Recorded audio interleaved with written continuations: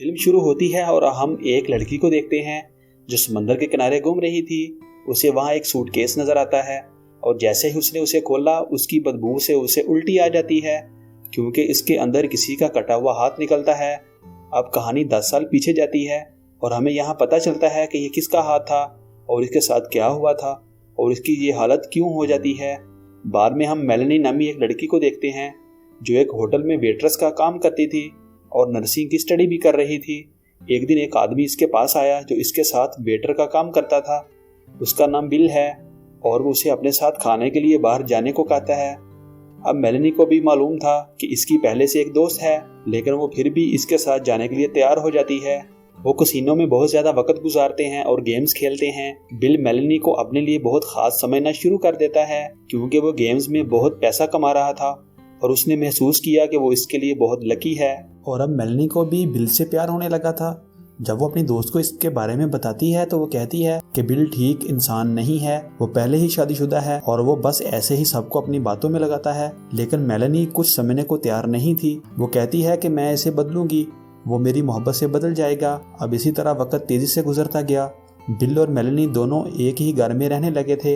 ایک دن میلنی کے پاس ایک عورت آتی ہے جو کوئی اور نہیں بلکہ بل کی بیوی تھی۔ وہ کہتی ہے میرے شوہر اچھے انسان نہیں ہیں، وہ ہر لڑکی کو اپنی محبت میں پھنساتے ہیں اور اس کے ساتھ دھوکہ کرتے ہیں۔ لیکن میلنی اس کی بات سننے کو تیار نہیں تھی۔ بعد میں بل بھی وہاں آتا ہے اور وہ دونوں اس عورت کو وہاں سے جانے کو کہتے ہیں کیونکہ کچھ دنوں بعد ان کی شادی ہونے والی تھی۔ اسی طرح 5 سال گزر گئے اور اب دونوں کے 2 بچے ہوئے۔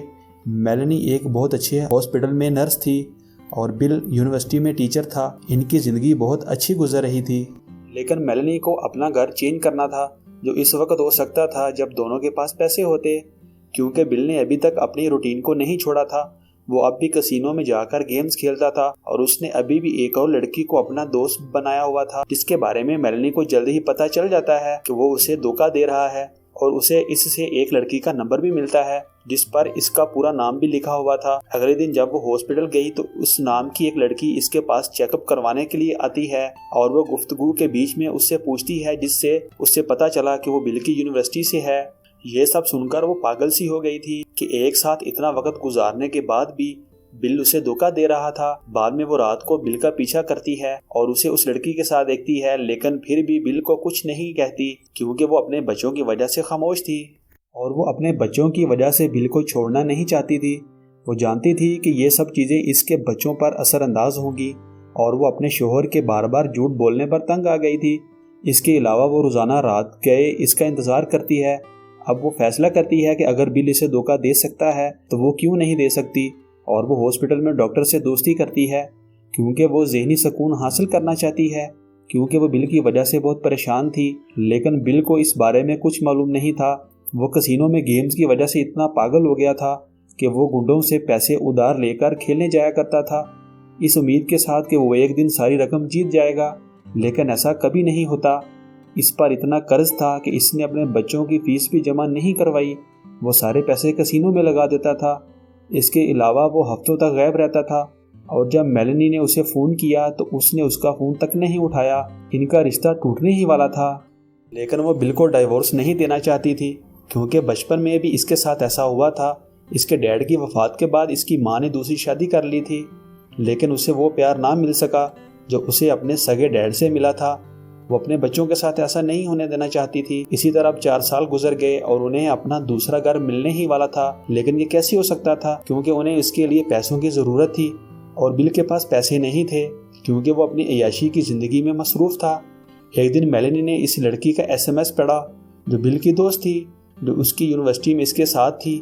وہ اسے اپنے گھر بلا رہی تھی۔ جب وہ اس کا پیچھا کرتی ہے تو بل لڑکی کو لے جانے ہی والا تھا، لیکن اس نے گاڑی پارکنگ ایریا کے دوسری طرف کھڑی کر دی کیونکہ میلنی کے پاس گاڑی کی دوسری چابی تھی۔ اب جب بل گھر آتا ہے تو اسے بہت غصہ آتا ہے کیونکہ وہ جانتا تھا کہ میلنی نے یہ کیا ہے اور وہ اس پر چیختا ہے اور وہ اسے مارنے ہی والا تھا، لیکن اس نے ایسا نہیں کیا۔ میلنی اس کے ایسے رویے سے بہت تنگ آ چکی تھی۔ ایک دن ہاسپٹل میں جہاں وہ کام کرتی تھی وہ وہاں سے ڈاکٹر کے پیپرز چرا لیتی ہے جس پر اس کے سائن ہوتے ہیں اور وہ ان کی کاپی کرنا شروع کر دیتی ہے۔ اب ایسا کیوں ہو رہا تھا اور اس کے دماغ میں کیا چل رہا تھا کوئی نہیں جانتا تھا۔ ایک رات اس نے اپنے نئے گھر کی خوشی میں اچھے کپڑے پہنے اور وہ بل کے ساتھ بہت اچھا ٹائم سپینڈ کرتی ہے اس امید کے ساتھ کہ اس کی زندگی بدلنے والی ہے، لیکن اس طرح کچھ نہیں ہوتا۔ بعد میں کہانی کو وہاں سے دکھایا جاتا ہے جہاں سے یہ شروع ہوئی تھی۔ وہ سوٹ کیس جو لڑکی کو ملا تھا جب اس نے پولیس کو بلایا، پھر یہاں پتہ چلا کہ اس سے پہلے بھی پولیس کو ایسے 2 سوٹ کیس ملے تھے جن میں صرف ایک ہی شخص کے جسم کے حصے تھے۔ اب آخری سوٹ کیس میں جب بل کا سر ملتا ہے، پھر پولیس کو پتہ چلا کہ یہ بل کی لاش تھی۔ جی ہاں، بل کی لاش اس سوٹ کیس میں تھی، وہ مر چکا تھا۔ اس دوران پولیس میلنی کے پاس جاتی ہے جو اپنے والدین کے گھر رہ رہی تھی۔ جب اسے پتہ چلا کہ بل مر گیا ہے اور کسی نے اسے اتنے برے طریقے سے مارا ہے، وہ پاگل ہو جاتی ہے۔ اب جب پولیس اس کیس کی تفتیش کرتی ہے، اس کے بعد کچھ مختلف باتیں سامنے آتی ہیں کہ کچھ عرصہ پہلے ان کی زندگی میں کیا ہوا تھا۔ بعد میں میلنی نے پولیس کو بتایا کہ ہم ایک نیا گھر خریدنے والے تھے اور بل بالکل خوش نہیں تھا، ہماری لڑائی ہوئی، اس نے مجھ پر ہاتھ اٹھایا۔ بعد میں وہ اپنا سامان باندھ کر گھر سے نکل گیا۔ وہ کہتی ہے کہ مجھے ایسا لگا جیسے وہ ہمیشہ کی طرح اپنی کسی دوست کے پاس گیا ہوگا۔ میں اس آدمی کے ساتھ نہیں رہنا چاہتی تھی، اس لیے میں نے اس سے علیحدگی کا فیصلہ کیا۔ اور پولیس کو یہ سب بتانے کے بعد میلنی ڈاکٹر کے پاس آتی ہے۔ ہاسپٹل میں وہ ڈاکٹر سے کہتی ہے کہ میں بل کے ساتھ مزید نہیں رہنا چاہتی کیونکہ وہ اچھا آدمی نہیں ہے۔ ڈاکٹر اس کی باتوں پر حیران رہ گیا کیونکہ کچھ دن پہلے اس نے اسے بتایا کہ میں اپنے بچوں کا بچپن خراب نہیں کرنا چاہتی۔ دوسری طرف پولیس نے بھی اس کیس کی تفتیش شروع کر دی تھی۔ پھر پولیس کو پتہ چلا کہ میلنی جو کچھ بھی کہہ رہی تھی، اس نے یہ سب بل کے لاپتہ ہونے کے بعد کیا۔ جب پولیس نے اس کے گھر کی تلاشی لی، انہیں ایک اور سوٹ کیس ملتا ہے اور پوچھنے کے بعد وہ کہتی ہے ہمارے پاس اس طرح کے مزید سوٹ کیس ہیں، لیکن جب بل گھر سے نکلا اس نے کپڑے ایسے ہی سوٹ کیس میں رکھے تھے۔ اب پولیس کو بھی یہ بھی پتہ چلتا ہے کہ چند روز قبل میلنی نے بھی گن خریدی تھی، لیکن پولیس کو وہ گن اس کے گھر سے نہیں ملی۔ اسی دوران پولیس کے پوچھنے کے بعد گن میں جو گولیاں تھیں وہی گولیاں بل کے جسم میں پائی گئیں، جس کا مطلب ہے کہ اسے اس گن سے مارا گیا ہے۔ اس پر میلنی کہتی ہے کہ جاتے وقت بل اپنی تمام چیزیں ساتھ لے کے گیا تھا اور شاید وہ گن بھی لے گیا ہو اور کسی نے اسے اسی گن سے مار ڈالا ہو۔ پولیس جب گھر کو چیک کرتی ہے تو گھر سے کوئی نشان نہیں ملتا، لیکن انہیں یہ بھی پتہ چلا کہ بل کے لاپتہ ہونے سے 2 دن پہلے ہی میلنی نے یہ گن خریدی تھی، جس پر وہ کہتی ہے کہ بل نے مجھ سے یہ گن خریدنے کو کہا تھا۔ جب پولیس کو بل کی گمشدہ کار ملی جس میں خون کے نشانات تھے، میلنی پولیس کو بتاتی ہے کہ شاید کسی چور نے بل کو مار ڈالا ہو۔ وہ اکثر پیسے ادھار لیتا تھا، لیکن پولیس کو ایسا نہیں لگتا اور کہتی ہے کہ پیسے کے لیے کوئی کسی کو اتنی بے رحمی سے کیوں مارے گا۔ پھر لاش کو بھی چھپانے کی کوشش کی گئی ہے۔ یہ اس شخص کا کام ہے جو بل سے بہت زیادہ نفرت کرتا تھا اور اس کے دل میں اس کے لیے بہت غصہ تھا۔ بل کی بہن کو بھی ایسا ہی لگ رہا تھا کہ میلنی ہی تھی جو اس سے سب سے زیادہ نفرت کرتی تھی۔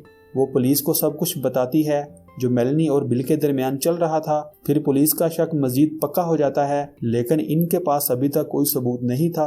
اس کے بعد وہ میلنی پر نظر رکھنے لگتے ہیں۔ آخرکار 2 ماہ بعد پولیس نے آہستہ آہستہ سب کچھ معلوم کرنا شروع کر دیا۔ انہیں پتہ چلا کہ بل کی موت سے پہلے میلنی نے ایک میڈیسن منگوائی تھی، لیکن انہیں تحقیقات سے پتہ چلا کہ اس پر ڈاکٹر کے جعلی دستخط بھی تھے، کیونکہ یہ اتنی خطرناک میڈیسن تھی کہ کوئی اسے ڈاکٹر کے سائن کے بغیر نہیں دیتا تھا۔ تمام ثبوت اکٹھے کرنے کے بعد پولیس ایک سٹوری بناتی ہے کہ اس رات کیا ہوا تھا۔ اس دوران ہمیں پتہ چلا کہ رات ان کے درمیان کوئی لڑائی نہیں ہوئی تھی۔ اس نے وہ میڈیسن بل کی الکوہل میں ملا دی تھی جس سے وہ بے ہوش ہو گیا تھا، اور صبح اپنے بچوں کو سکول بھیجنے کے بعد اپنے ہی گھر میں اس نے اسے قتل کر دیا اور اسے باتھ روم لے جا کر اس نے اس کی لاش کے ٹکڑے ٹکڑے کر دیے اور اسے سوٹ کیس میں بھر دیا تاکہ لاش کو اٹھانے اور لے جانے میں آسانی ہو۔ اس کے بعد اس نے لاش کو گاڑی میں ڈال کر سمندر میں پھینک دیا اور گاڑی کو چھوڑ کر وہ گھر واپس آ جاتی ہے۔ بعد میں اس نے اپنا پورا گھر صاف کیا، لیکن وہ اپنے جوتے بھول گئی تھی، جس کی وجہ سے پولیس کو اس کے خلاف ثبوت بھی مل گئے تھے۔ اس کے جوتوں پر خون کے جو نشانات تھے وہی بل کی گاڑی سے بھی ملے تھے۔ اب میلنی پکڑی گئی، جس کے بعد اس سے اس کے بچے بھی چھین لیے جاتے ہیں۔ ہر کوئی اس کے خلاف تھا سوائے اس کے پیرنٹس کے، جنہوں نے اس کی ضمانت کروا کر اسے رہا کر دیا، لیکن پولیس ابھی تک یہ ثابت نہیں کر سکی کہ میلنی نے بل کو قتل کیا۔ ان کے پاس کوئی ٹھوس ثبوت نہیں تھا۔ وہ اس کی اور ڈاکٹر کی کالیں بھی ریکارڈ کرتے ہیں، لیکن انہیں ان سے کچھ نہیں ملتا۔ میلنی نے یہ گیم بہت ہوشیاری سے کھیلی، لیکن پولیس بھی ہار ماننے والی نہیں تھی۔ وہ 2 ماہ بعد یہ کیس دوبارہ چلاتے ہیں۔ اس بار ان کے پاس ٹھوس ثبوت تھے اور میلنی کو اب عمر قید کی سزا سنائی گئی تھی، لیکن پھر بھی میلنی اپنے بیان سے ذرا بھی نہیں ہٹتی۔ وہ اب بھی کہتی ہے کہ میں نے کچھ نہیں کیا، چاہے ساری دنیا اسے سوٹ کیس قاتل کہے۔ یہ کہانی میلنی کی سچی کہانی تھی۔ کبھی کبھی ہم بہت اچھے ہوتے ہیں لیکن لوگ ہمیں برا بننے پر مجبور کرتے ہیں، جیسے بل نے میلنی کو اتنا برا بنایا کہ وہ قاتل بن گئی۔ اور اس کے ساتھ ہی یہ مووی یہیں ختم ہو جاتی ہے۔